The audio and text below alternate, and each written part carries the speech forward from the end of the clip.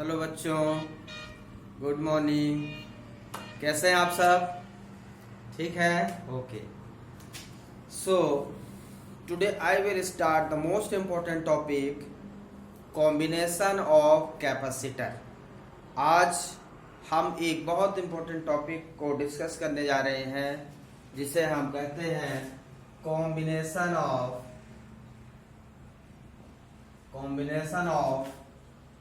Capacitor. कल की class में मैंने आपको कैपेसिटर बताया था, कैपेसिटेंस बताया था। कैपेसिटेंस हमने पैरेलल प्लेट का फाइंड आउट किया था जिसमें स्पेस था और फिर डाइलेक्ट्रिक मीडियम पार्शियली फिल्ड था, उसका कैपेसिटेंस हमने फाइंड किया था।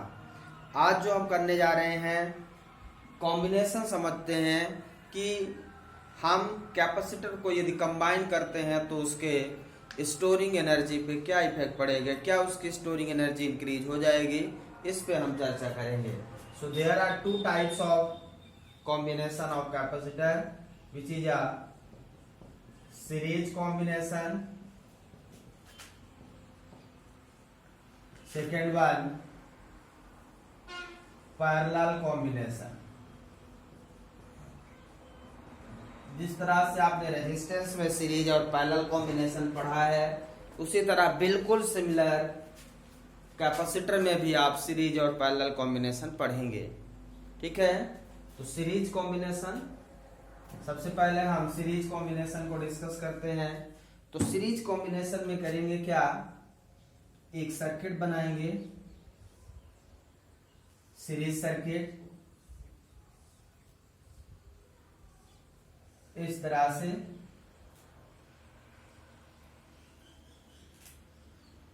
अब इसमें हम लोग पैरेलल प्लेट कैपेसिटर की सीरीज सर्किट है, इसका कैपेसिटेंस C1, इसका कैपेसिटेंस C2, इसका कैपेसिटेंस C3 और इन सभी में हमने चार्ज Q फिल किया है। क्या फिल किया है? Charge Q। सभी प्लेट पे ये A और इधर B टर्मिनल हो गया। अब इनमें पोटेंशियल अलग अलग होगा, इसके क्रॉस पोटेंशियल V1, इसके क्रॉस पोटेंशियल V2, इसके क्रॉस पोटेंशियल V3 हो जाएगा। तो कैपेसिटर C1 पे पोटेंशियल कितना है? V1, C2 पे कितना है? V2, C3 पे कितना है? V3। चार्ज सब में कितना है? Q। सीरीज कॉम्बिनेशन में चार्ज सब में क्या रहेगा? Q रहेगा। तो चार्ज यहाँ पे सब में सेम है, कैपेसिटर C1 C2 की वैल्यू अलग अलग है, V1 V2 V3 अलग है, चार्ज सब में सेम है। तो सबसे पहले यहाँ पे now total potential V equal to कितना हो जाएगा? V1 plus V2 plus V3, V1 plus V2 plus V3। इसके क्रॉस पोटेंशियल V1, इसके क्रॉस पोटेंशियल V2, इसके क्रॉस पोटेंशियल V3। ठीक है, तो V equal to V1 plus V2 plus V3 हमारा हो जाए। और सभी कैपेसिटेंस पे चार्ज कितना है? Q है। तो चार्ज और पोटेंशियल में मैंने आपको रिलेशन कल बताया था, C इक्वल टू बताया था Q by B। C equal to Q by B, तो यहां से B इक्वल टू कितना हो जाएगा? Q upon C। B equal to कितना हो जाएगा? Q upon C। तो B1 इक्वल टू कितना हो जाएगा? B1 इक्वल टू कितना हो जाएगा? यहां पे लिख देता हूं, B1 इक्वल टू कितना हो जाएगा? Q सब में सेम है, Q upon C1। B2 equal to कितना हो जाएगा? Q upon C2। B3 equal to कितना हो जाएगा? Q अपान C3। तो चार्ज सब में तो कॉमन है, चार्ज तो सब में कॉमन है, Q Q Q केवल। तो B1 इक्वल टू क्या हो जाएगा? Q upon C1। B2 equal to क्या हो जाएगा? Q upon C2। B3 equal to क्या हो जाएगा? Q अपान C3। ठीक है, अब ये वैल्यू हम इक्वेशन फर्स्ट में पुट कर देते हैं। ठीक है, put the value of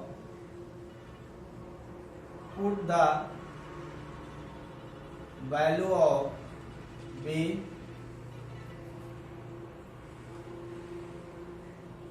put the value of b1 and b2 in equation first. b1 b2 की वैल्यू हम कहाँ पुट करने जा रहे हैं? इक्वेशन फर्स्ट में। तो b इक्वल टू क्या है हमारा? q by C equal to b1 क्या है? q by c1 plus q by c2 plus q by c3, ये वैल्यू हो जाएगी। क्लियर है? फिर से लिख देता हूं, q by C equal to q by c1 q by c2 q by c3। q by c, q common ले लें यहां से, तो 1 by c1 plus 1 by c2 plus 1 by c3, q cancel, so 1 by c equal to 1 by c1 plus 1 by c2 plus 1 by c2. This is the formula. 1 by c equal to 1 by c1 plus 1 by c2 plus 1 by c3. 1 by c equal to 1 by c1 plus 1 by c2 plus 1 by c3. This is, ये c हमारा क्या कहलाता है? ये c हमारा क्या कहलाता है? Equivalent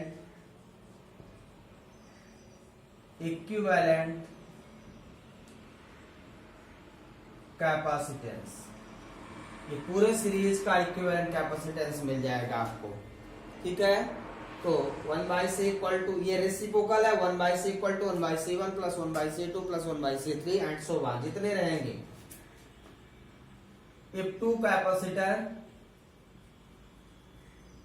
two capacitor are connected in series, यदि दो कैपेसिटर सीरीज में कनेक्ट है, मीन्स ये नहीं है इस तरह से, तो इसका कैपेसिटेंस क्या होगा? Two capacitance are connected in series, तो इसका कैपेसिटेंस क्या होगा? तो इसके कैपेसिटेंस फाइंड करने के लिए हम लोग क्या करें? 1 by C equal to 1 by c1 plus 1 by c2। यहाँ पे एलसीएम ले लें c1 c2, तो ऊपर बचेगा c1 प्लस c2, तो c इक्वल टू कितना आ जाएगा यहाँ से? c1 c2 अपान c1 plus c2, c1 c2 अपान c1 प्लस c2। इसी को हम लोग c इक्विवेलेंट भी लिखते हैं, c1 c2 अपान c1 प्लस c2, या CAB भी लिखते हैं, A और B टर्मिनल के बीच में c1 c2 अपान c1 प्लस c2, कुछ भी लिख सकते हैं। इक्विवेलेंट कैपेसिटेंस है, क्या है ये? Equivalent capacitance when two capacitor are connected in series combination. Very simple, बहुत सिंपल है, और आप इसको अच्छे से समझ सकते हैं, कुछ भी नहीं है, फिर भी पेपर में आता है। कॉम्पिटिटिव एग्जाम में इससे क्वेश्चन हमेशा आते हैं, इसलिए इसको आप अच्छे से समझ लेंगे। अभी न्यूमेरिकल भी इनके करेंगे, तो आप इसको समझ लें अच्छे से। ओके, नेक्स्ट इसमें सेकेंड इसका है parallel combination. Parallel combination, parallel combination. तो पैरेलल कॉम्बिनेशन में हम लोग क्या करते हैं? कैपेसिटर को पैरेलल लगाते हैं।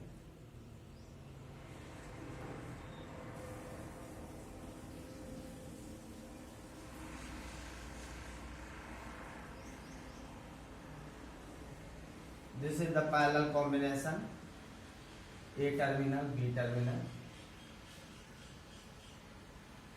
पैरेलल कॉम्बिनेशन में ब्रांचेज होती हैं, क्या होती हैं? ब्रांचेज, उन्हें हम parallel combination.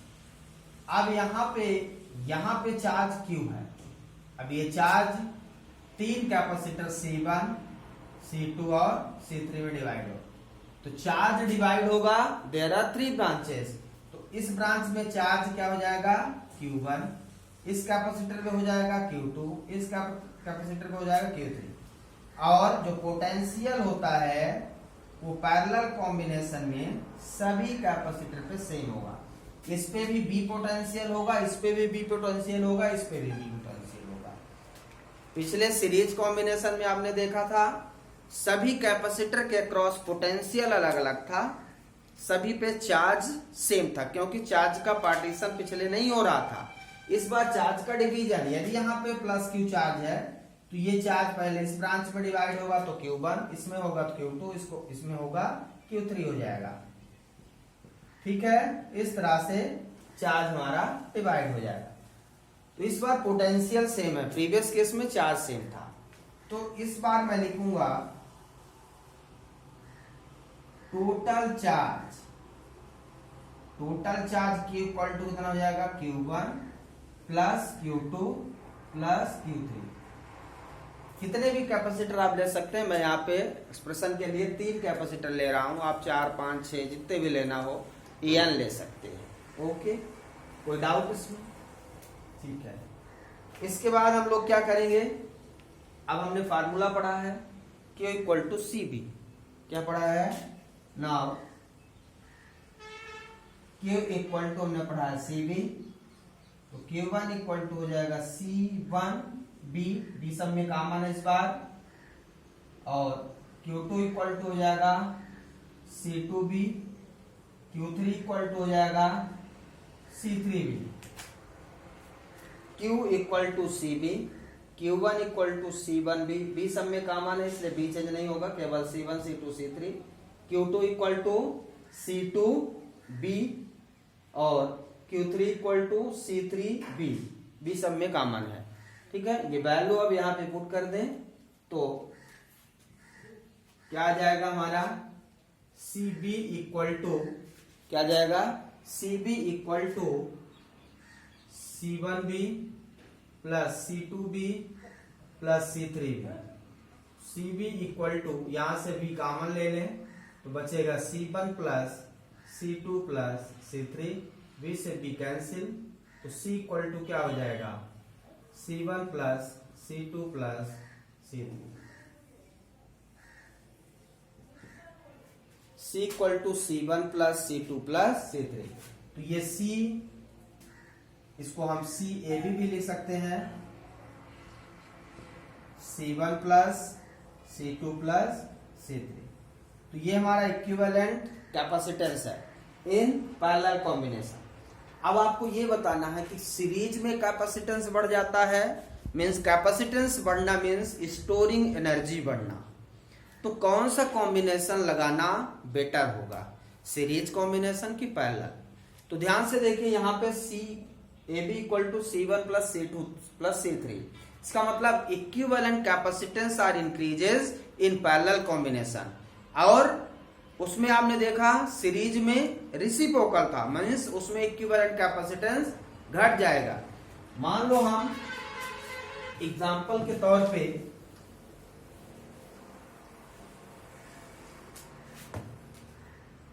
If C1 equal to 1 microfarad, C2 equal to 2 microfarad, दो हम कैपेसिटर लेते हैं, तो इसको सॉल्व करते हैं। तो C जो सीरीज होगा, सीरीज कॉम्बिनेशन का कैपेसिटेंस क्या आ जाएगा C1 C2 अपान C1 प्लस C2, मैंने फार्मूला बताया, तो 1 इंटू 2 अपान 1 प्लस 2, तो C सीरीज कितना आ जाएगा 2/3 माइक्रोफैरड। ठीक है, इसको सॉल्व करें तो 0.66 माइक्रोफैरड। इस केस में सीरीज कॉम्बिनेशन कितना आ गया, C पैरेलल कितना हो जाएगा, सॉल्व कर लें, C1 प्लस C2, तो 1 प्लस 2 इक्वल टू 3 माइक्रोफैरड। तो C पैरेलल कितना आया 3 माइक्रोफैरड। अब आप देख सकते हैं कैपेसिटेंस किस में बढ़ रहा है, पैरेलल कॉम्बिनेशन में। तो कैपेसिटेंस बढ़ना मीन्स स्टोरिंग एनर्जी बढ़ना। So which combination is better, कौन सा कॉम्बिनेशन बेटर होगा हम लोगों को अप्लाई करने में। तो कैपेसिटेंस आर इंक्रीजेस, मैं यहां पे लिख देता हूं, capacitance are increases in parallel combination and decreases in series combination। तो पैरेलल कॉम्बिनेशन में कैपेसिटेंस आपका इंक्रीज हो जाता है और सीरीज कॉम्बिनेशन में कैपेसिटेंस डिक्रीज हो जाता है। यही रीजन है कि हम लोग कौन सा कॉम्बिनेशन यूज करते हैं, पैरेलल कॉम्बिनेशन सबसे ज्यादा यूजफुल है। क्लियर है? अब कुछ एग्जांपल देखते हैं छोटे छोटे। जैसे मान लीजिए सर्किट इस तरह से दी है,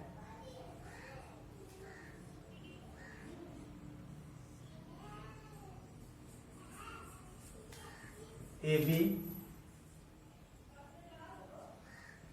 2 माइक्रोफैरड, यहां पे 4 माइक्रोफैरड, यहां पे 4 microfarad. Find C A B. C A B का मतलब है ए और बी के बीच इक्विवेलेंट फाइंड करना। किसके बीच में इक्विवेलेंट फाइंड करना है? ए और बी के बीच। कैसे फाइंड करेंगे आइए देखते हैं। सबसे पहले सर्किट को सॉल्व करते समय हमें ध्यान रखना है कि सीरीज पैरेलल कॉम्बिनेशन, तो पैरेलल कॉम्बिनेशन को सबसे पहले सॉल्व करना है। तो पैरेलल कहाँ है? जहां से ब्रांच का डिवीजन होता है उसे हम पैरेलल कहते हैं। तो ये पैरेलल हो जाएगा। क्या हो जाएगा? पैरेलल। तो इसका इक्विवेलेंट पैरेलल का फार्मूला मैंने क्या कहा है? C1 plus C2। तो दोनों को ऐड कर देंगे तो कितना हो जाएगा? 8 माइक्रोफैरड हो जाएगा। अब ये सर्किट आपकी ऐसे बन जाएगी, ए और बी। इसकी जगह पे क्या लिख देंगे? 8 माइक्रोफैरड, यहाँ पे 2 माइक्रोफैरड है। अब ये क्या हो गया? सीरीज हो गया। क्या हो गया? सीरीज। तो सी ए बी यहां से फाइंड कर लेंगे हम। दो कैपेसिटर का फार्मूला सीरीज का मैंने आपको बताया है, C1 C2 अपान C1 प्लस C2, या 1/C equal to 1/C1 plus 1/C2। LCM लेके सॉल्व करेंगे तो यही आता है, तो हम डायरेक्ट कर रहे हैं, आपको एलसीएम लेने की जरूरत नहीं पड़ेगी। तो 2 × 8 0.2 प्लस 8, तो 16/10 1.6 माइक्रोफैरड। कितना आ गया? 1.6 माइक्रोफैरड। तो इस कॉम्बिनेशन का चाहे आप जिस तरीके से सर्किट में कैपेसिटर को लगा दें, उसका इक्विवेलेंट आप फाइंड आउट कर सकते हैं। ठीक है? कोई डाउट इसमें?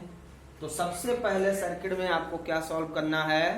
Parallel combination. पैरेलल कॉम्बिनेशन को सबसे पहले सीरीज बनाना। सीरीज कैसे बनेगा? जब उसका हम इक्विवेलेंट निकाल लेंगे। जैसे ये दोनों को मैंने सॉल्व किया तो सीरीज बन गया, एक सिंगल आ गया। मीन्स जितने कैपेसिटर है सबको सॉल्व करके हमें एक सिंगल कैपेसिटर में रिप्लेस करना है। क्लियर है यहाँ तक? कोई डाउट नहीं?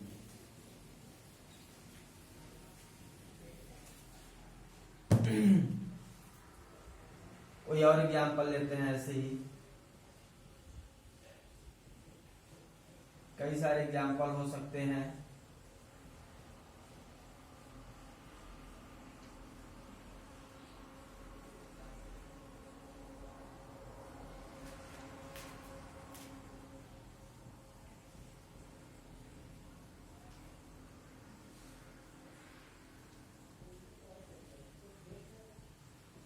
माना कि ये इस तरह से कैपेसिटर लगे हुए हैं, तो इनको कैसे सॉल्व करेंगे? सबसे पहले इसको सॉल्व करना है। पैरेलल है तो 3 + 3 6 माइक्रोफैरड आ जाएगा। तो आपका ये सर्किट बन जाएगा इस तरह से, A B 2 microfarad 2 microfarad 6 microfarad. अब यहाँ तीनों सीरीज हो गए, तो सीरीज का फार्मूला लिख दीजिए आप 1/CAB इक्वल टू, सीरीज का फार्मूला मैंने क्या बताया था, C1 C2/C1 प्लस C2। तो यहाँ 3 है तो तीनों को अलग अलग लिखिए, 1/C1 1/C2 1/C3 6, 1/2 plus 1/2 plus 1/6 1/C equal to. अब CAB कितना हो जाएगा, 1/CAB, ये 1/2 प्लस 1/2 1 हो जाएगा, 1 प्लस 1/6 1/CAB, 6 प्लस 1 7/6। इसको उल्टा कर दीजिए, CAB कितना हो जाएगा, 6/7 माइक्रोफैरड, 6/7 माइक्रोफैरड। तो इसका टोटल इक्विवेलेंट कितना आ गया, 6/7 माइक्रोफैरड। ठीक है, इस तरह से जितने ज्यादा कैपेसिटर सीरीज में लगे होंगे उसका इक्विवेलेंट उतना ज्यादा डिक्रीज हो जाएगा। तो हमें ज्यादातर प्रयास ये करना है कि कैपेसिटर पैरेलल कॉम्बिनेशन में लगे। ठीक है,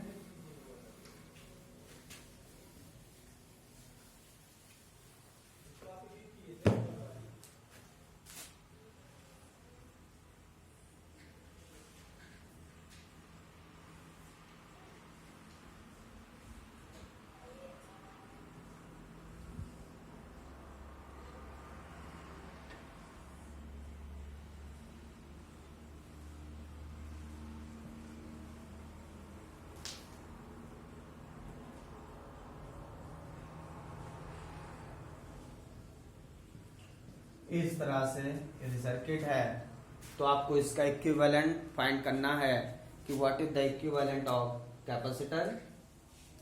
तो यहाँ पे आपको एक चीज ध्यान देना है कि ये टर्मिनल AB हो गया, ये ब्रांच है, यदि इस ब्रांच में कोई कैपेसिटर नहीं लगा हुआ है तो पोटेंशियल इसका, यहाँ का पोटेंशियल और यहाँ का पोटेंशियल सेम होगा, दैट इज द इक्यू पोटेंशियल। जब तक ब्रांच में कोई कैपेसिटर या रेजिस्टेंस नहीं लगे होंगे तो पोटेंशियल सेम होता है। जैसे हमने ये लाइन बना दिया, यहाँ का पोटेंशियल यदि BA है और यहाँ पे BB है तो यहाँ पे हम लिख सकते हैं BA इक्वल टू BB। ये तब सेम होगा जब यहाँ बीच में कुछ नहीं होगा। यदि इसमें हम रेजिस्टेंस लगा दें तो अब BA इक्वल टू BB नहीं होगा, क्योंकि इसके अक्रॉस पे ड्रॉप होगा, इसके अक्रॉस ड्रॉप होगा तो पोटेंशियल में कुछ ना कुछ लॉस होगा। या इसमें हम कैपेसिटर लगा दें तो BA इक्वल टू BB नहीं होगा, और कुछ भी नहीं लगा है तो इसका मतलब यहाँ का पोटेंशियल और यहाँ का सेम है। तो इस ब्रांच को हम यहाँ से हटा के यहाँ पे रख दें, कोई दिक्कत नहीं है।